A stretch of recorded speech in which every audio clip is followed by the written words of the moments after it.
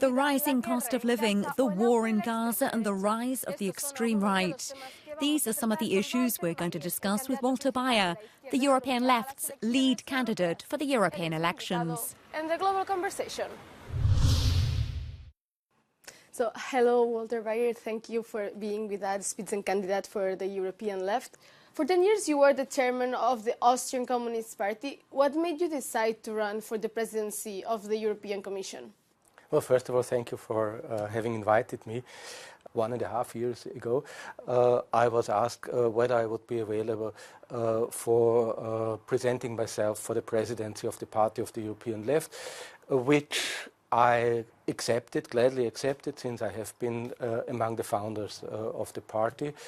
And in Ljubljana, where we both met, I was elected lead candidate, which means running for becoming president of the European Commission. And I was available to do so because I want to change Europe. I feel committed to a social and a peaceful Europe, and if you feel committed, then you have to accept the responsibility. Let's start with some questions about war. The left calls for less militarization in Europe, contrary to the actual trends in member states.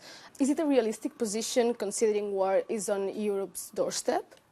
Well, we have huge armaments in Europe. The member states of the European Union spent 270 billion euro for armament. Compare it with the armament expenditure of Russia, for example, which is about 100 billion euro, and they are in war. So, I mean, nobody can say that we are not sufficiently equipped. And we are asking, is it enough or not? We have 15,000 nuclear warheads in the world, which would allow to 150 times destroy the world.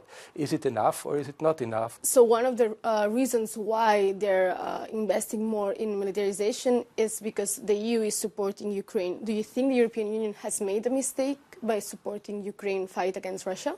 No, I don't think that we should have left the Ukrainians alone. The aggression by Russia is unjust, it's unlawful, it's in breach of international law, it has caused immense human sufferings. After 500,000 deaths and hundreds of destroyed villages and million people on the run, we think now it is time to create the conditions for peace, starting negotiations, ceasefire, and to arrive to a sovereign and secure Ukraine with political means, because it's obvious that on the battlefield the solution cannot be found anymore. How would they look like, this peace negotiation, this ceasefire? I would think, first of all, there must be an international guarantee for the territorial integrity and sovereignty of the Ukraine. That's what the country and that's what the people deserves. Secondly, I think it should be negotiations between Ukraine and Russia. There should be the European Union involved. It's obvious that the US has to be involved. It must be a multilateral agreement to be reached. What will happen with the occupied parts of Ukraine? What needs to happen with that in the future peace agreements? I think we have to respect the territorial integrity of the Ukraine. There are many questions involved, but one of the principles is Ukraine is member of the OSCE. It's a sovereign state. It has the right to have safe borders, and that is one of the departing points of any negotiations. And would this agreement mean that Ukraine will leave some territory to Russia or not? I would say it's not up to me to give advices or to the left to design the peace agreement. We should respect the decisions of the Ukrainian people and the Ukrainian government. Let's go now to one of the other issues worrying Europeans or worrying the European Union, the war in Gaza. So the left has asked sanctions against Israel. How do you imagine these sanctions to be? First of all, it's the double standard. It took less than 1 week to impose sanctions on Russia, and this is right. And now we have more than half a year of war in Gaza with 35,000 deaths. complete destruction of the country, nothing happened except words. And when it comes to the character of the sanctions, I would say, for example, it would be relevant to suspend the association agreement between the European Union and Israel, not forever, but as long as the Israeli government does not accept the right of the Palestinians in Gaza for safety and for security, and as long as they continue this terrible war against Gaza civilians, we cannot behave as if nothing happened. And why do you think the European Union has these double standards? Well, there are interests, geopolitical interests, but I would say that the other side of the coin is that the European Union has to lose credibility, and this kind of double standards discredit the European Union in the global south. I'll ask now about what do you think of how the current president of the European Commission, Ursula von der Leyen, has dealt with the war in Gaza?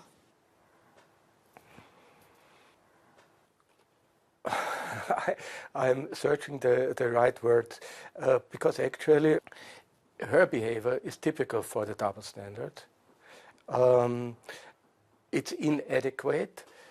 It bears responsibility for that what is happening, and it's also not honest because to blame everybody who is critical of the current Israeli government being an anti-Semite, it's wrong, it's unjust, it's unfair, it's against history, it's against reason. So, generally speaking, she dealt very badly.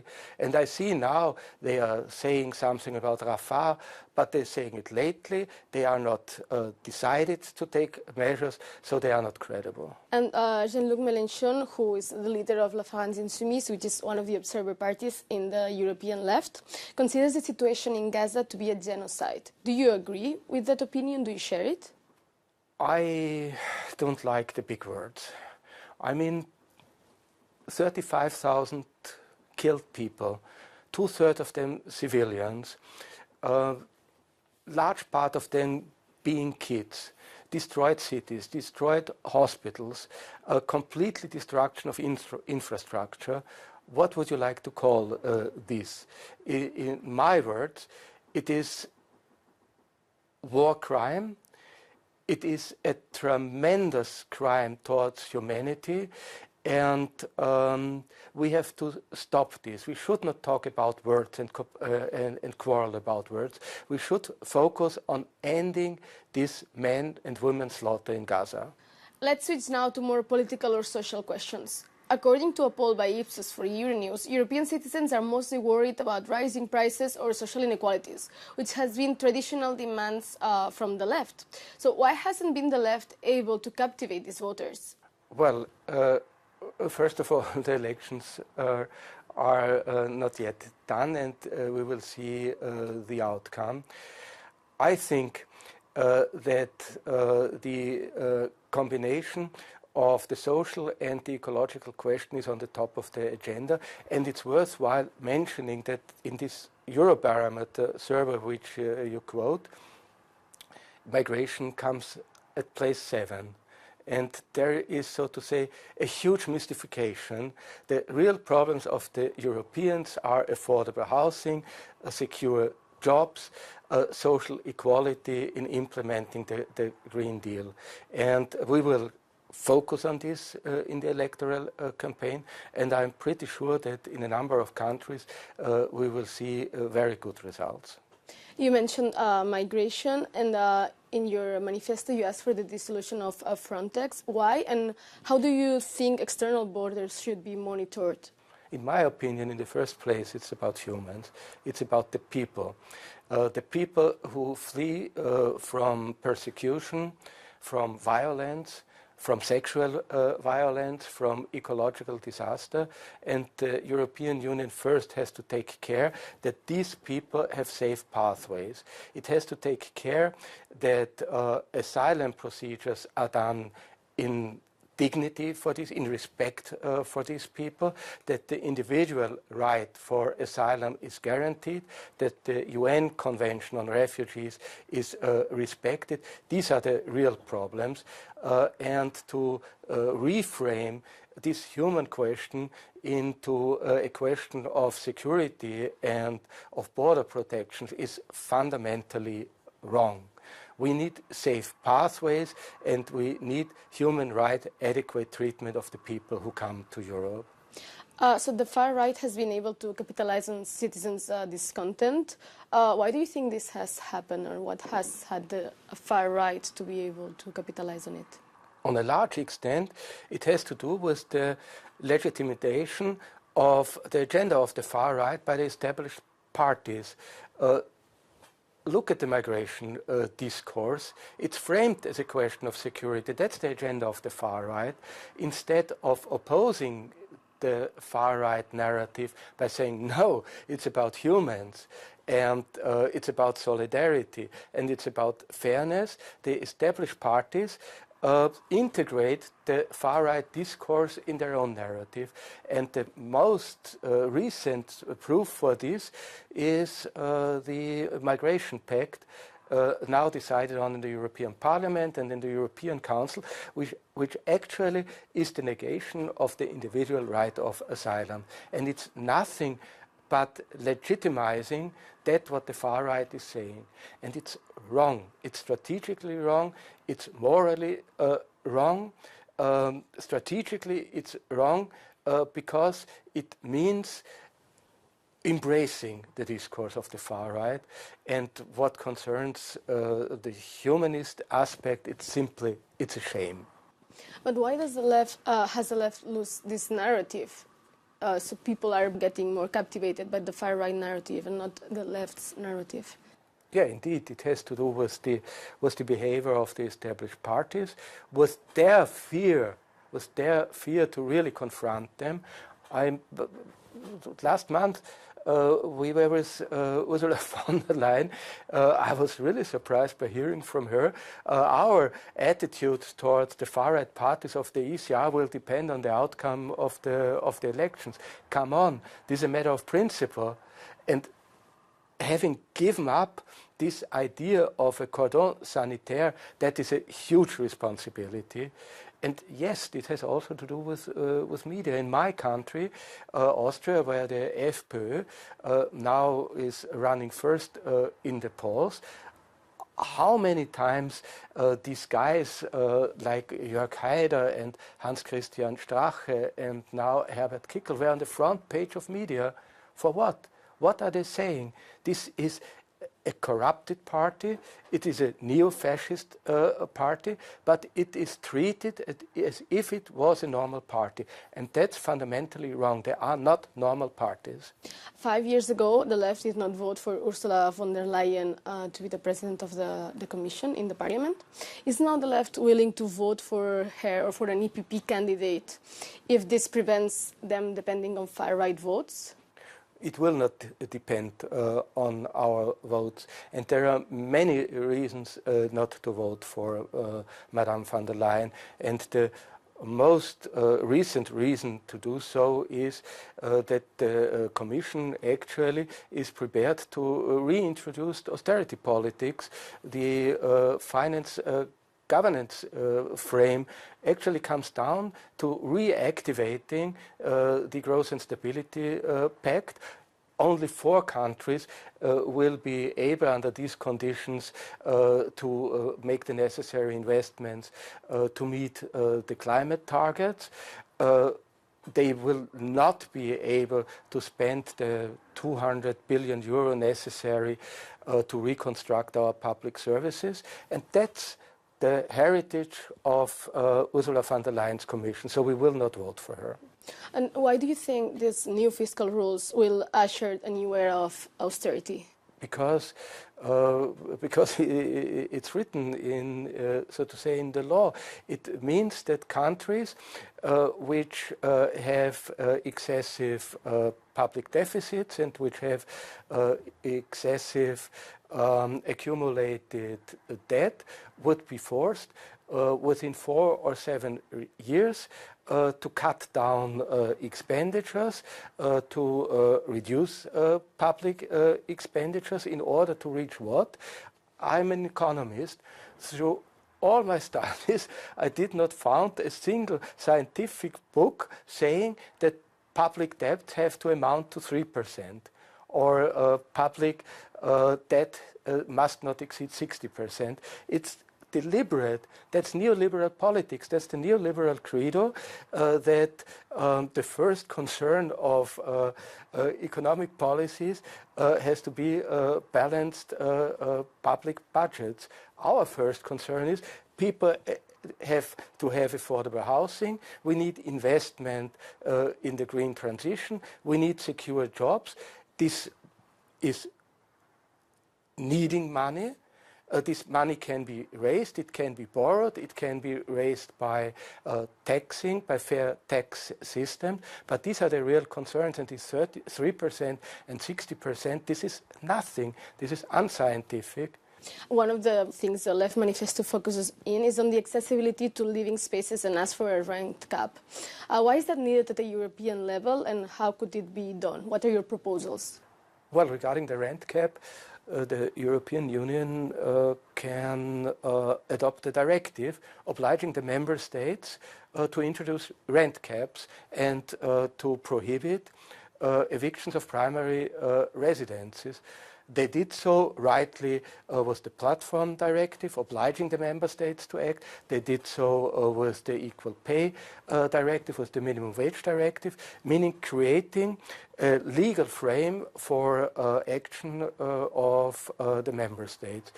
Secondly, we would like to see the right of affordable housing included in the primary law of the European Union, making it a right for the people which must be enacted and which they can call for at courts in order that the member state secure this right. And thirdly, the European Union would have the possibility to create a European fund for housing, providing zero interest credits for municipalities, for cooperatives. So there are a lot of things to be done on the European level, and we would like to use the European elections to put this in the center of the political debate. One of your other proposals regarding housing is that you're proposing a regulatory framework for companies like Airbnb. How do you expect it to work? Well, I mean, look at cities like Barcelona, Marseille, Athens, Ljubljana, even my hometown in Vienna. You have investors who buy houses, who buy spaces, and use it actually for speculations with tourism, while at the same time particularly young people have to spend more than 50% of their monthly income for paying rent if they get. If they even get, because there are places where they don't even get houses. And again, the European Union could create a legislation allowing or obliging the municipalities to limit the speculation with short-term rental contracts. And that would help a lot. And by the way, it would not even cost money for the European Union. It's just a question of goodwill and political determination to do so. And why do you think the Commission hasn't proposed legislation like this last years? Because they take care for the rich people. Their ideology is, their main concern are the investors. This is a commission led by a party whose main clientele are the rich people, the well-to-do people, and that's why they don't care about ordinary citizens. It's as simple as that. Yeah, but the EPP is voted by ordinary citizens as well, so I guess ordinary citizens do agree with their policies. Yeah, even ordinary citizens can make mistakes and vote against their interests. And actually, I am presenting myself for becoming president of the European Commission to show that people that there is a possibility, there is an alternative. They should vote for their own interests. They should vote for secure and not precarious jobs. They should vote for affordable housing. Walter Baier, lead candidate of the European Left, thank you very much for being here at Euronews. Thanks a lot. It was a pleasure. Thank you very much.